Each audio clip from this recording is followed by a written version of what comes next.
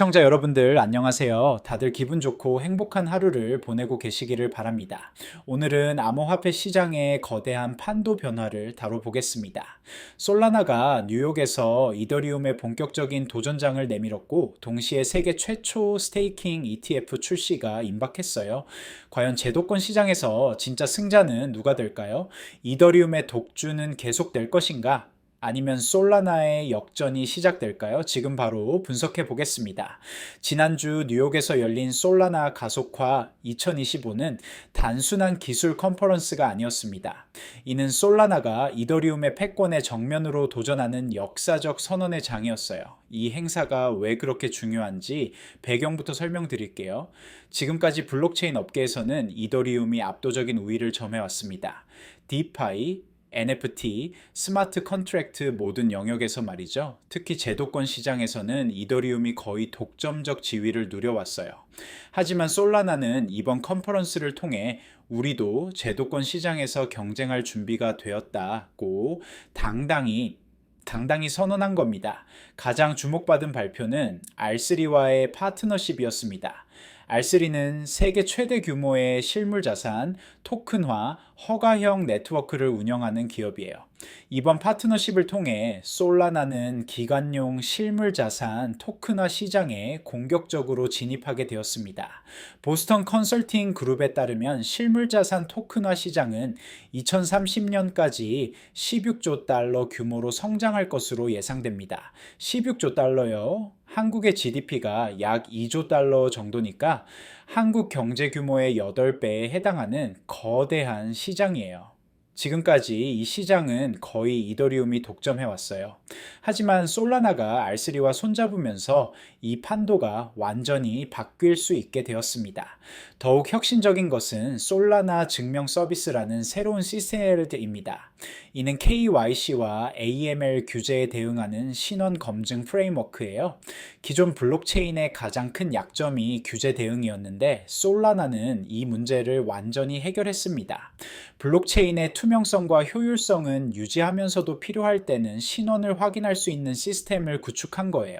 예를 들어 은행이나 보험회사 같은 금융기관들은 자금 세탁 방지법 때문에 모든 거래의 출처를 명확히 해야 합니다. 하지만 기존 블록체인에서는 이런 요구사항을 충족하기가 어려웠어요.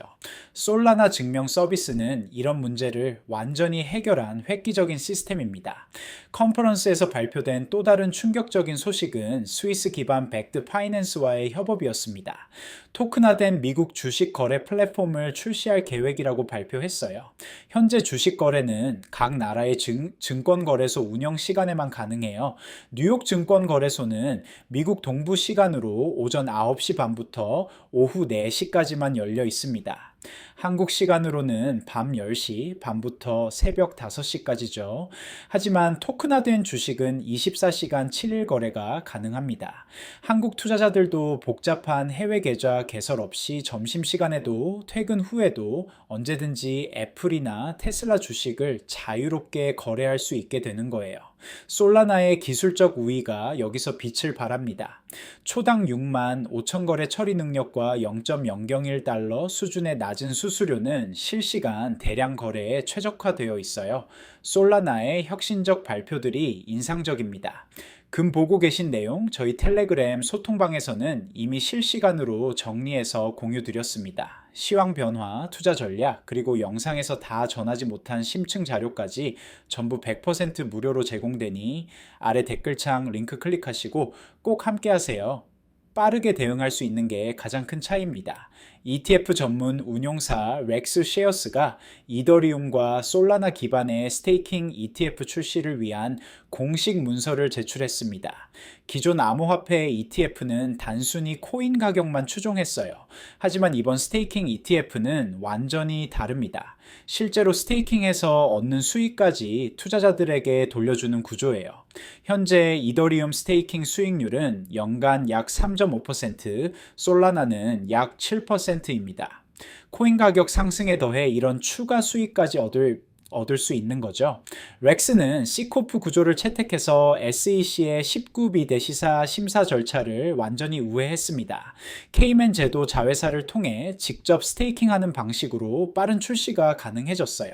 비트코인 ETF는 10년 넘게 기다렸는데 이번에는 수준외로 출시될 예정입니다.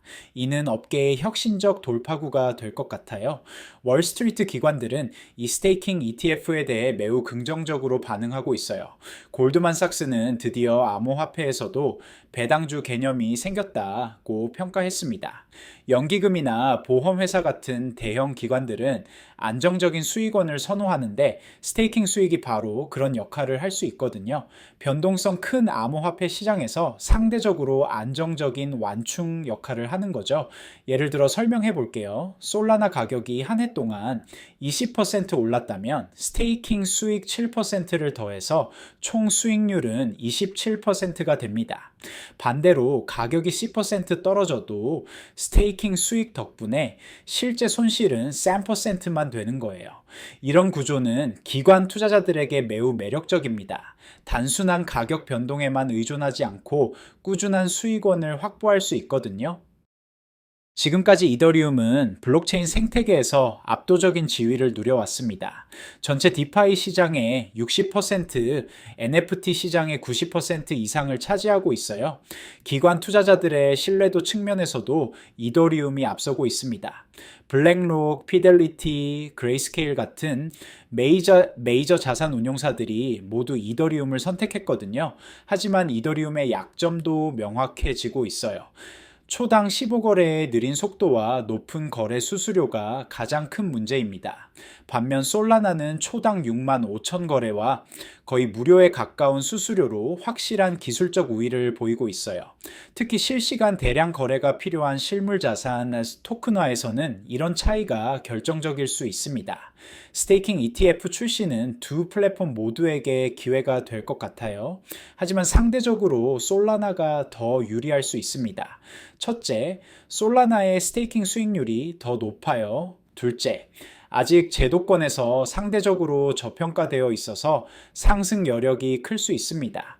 셋째, 기술적 우위가 장기적으로 더 중요한 요소가 될 거예요. 앞으로 실물자산 토큰화 시장에서는 치열한 경쟁이 예상됩니다. 이더리움은 선점 효과와 기존 생태계의 강점이 있고 솔라나는 기술적 우위와 제도권 친화성이 장점이에요. 결국 각각의 영역에서 강세를 보일 것 같습니다. 이더리움은 디파이와 NFT에서 솔라나는 RWA와 제도권 금융에서 주도권을 잡을 가능성이 높아요.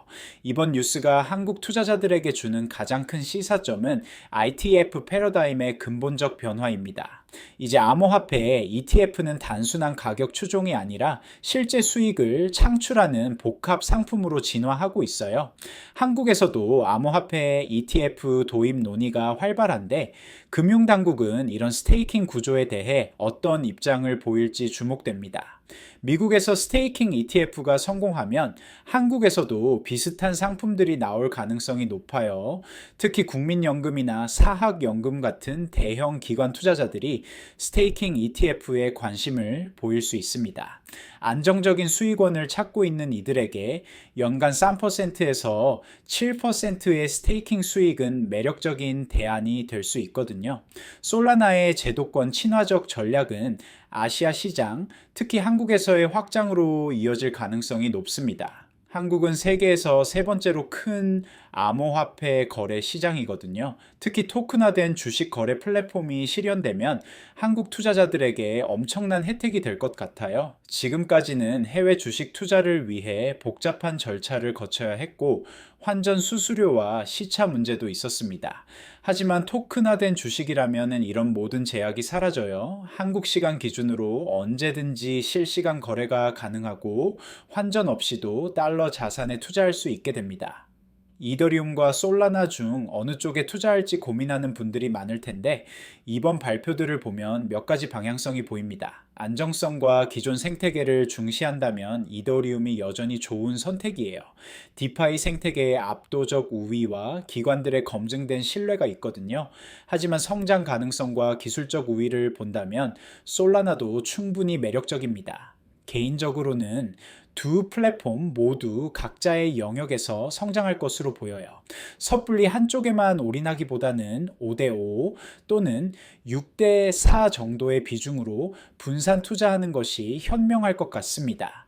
무엇보다 중요한 건 장기적 관점입니다. 단기적인 가격 변동에 일희일비하기보다는 근본적인 기술 발전과 생태계 확장에 주목해야 해요. 스테이킹 ITF 출시나 실물 자산 토큰화 같은 구조적 변화가 더 중요한 투자 판단 기준이 될 것 같습니다. 이런 변화들은 단기적으로는 가격에 즉각 반영되지 않을 수 있지만 장기적으로는 엄청난 가치 상승의 동력이 될 거예요. 결론적으로 솔라나와 이더리움의 경쟁은 완전히 새로운 차원으로 접어들었습니다. 단순한 기술 경쟁을 넘어 제도권 시장에서의 패권 경쟁이 시작된 거예요. 솔라나는 뉴욕에서 강력한 RWA 비전을 제시하며 이더리움의 정면 도전을 선언했습니다. 동시에 두 플랫폼 모두 스테이킹 ETF 출시를 앞두고 있어서 기관 투자자들의 관심이 급증하고 있어요. 앞으로 주목해야 할 핵심은 명확합니다. 과연 기관 투자자들이 계속 이더리움을 선택할 것인가? 아니면 속도와 효율성을 갖춘 솔라나로 이동할 것인가 하는 문제예요. 이 전쟁의 결과는 암호화폐 시장 전체의 지형을 바꿀 수 있습니다. 지금까지는 비트코인과 이더리움의 투톱 체제였다면 앞으로는 비트코인, 이더리움, 솔라나의 3파전 구도가 될 수도 있어요. 스테이킹 ETF 출시가 이 경쟁의 중요한 변곡점이 될 것 같습니다. 어느 쪽이 더 많은 기관 자금을 유치하느냐가 향후 패권을 결정할 핵심 요소가 될 거예요. 오늘 다룬 솔라나와 이더리움의 경쟁 구도는 생각보다 훨씬 복잡하고 매일 빠르게 변화하고 있습니다. RWA 시장의 판도 변화부터 스테이킹 ETF 출시 여부, 그리고 두 프로토콜의 제도권 내 입지까지 지금 이 순간에도 상황은 실시간으로 바뀌고 있죠. 저희 텔레그램 소통방에서는 이런 이슈들을 놓치지 않고 깊이 있게 분석하고 함께 토론하고 있습니다. 솔라나와 이더리움 중 어떤 쪽이 더 유망한지, 스테이킹 ETF는 언제쯤 현실화될지, 그리고 지금 어떤 투자 전략이 유효할지 혼자 고민하지 마시고 경험 많은 투자자들과 함께 판단해 보세요. 시청해 주셔서 진심으로 감사드리고요. 오늘 영상이 도움이 되셨다면 구독과 좋아요 꼭 눌러주세요. 여러분의 한 번의 클릭이 더 깊이 있고 퀄리티 높은 암호화폐 분석 콘텐츠를 만드는 데 큰 힘이 됩니다. 앞으로도 주요 코인들의 핵심 이슈와 시장 흐름을 누구보다 빠르게 그리고 정확하게 전해드리겠습니다.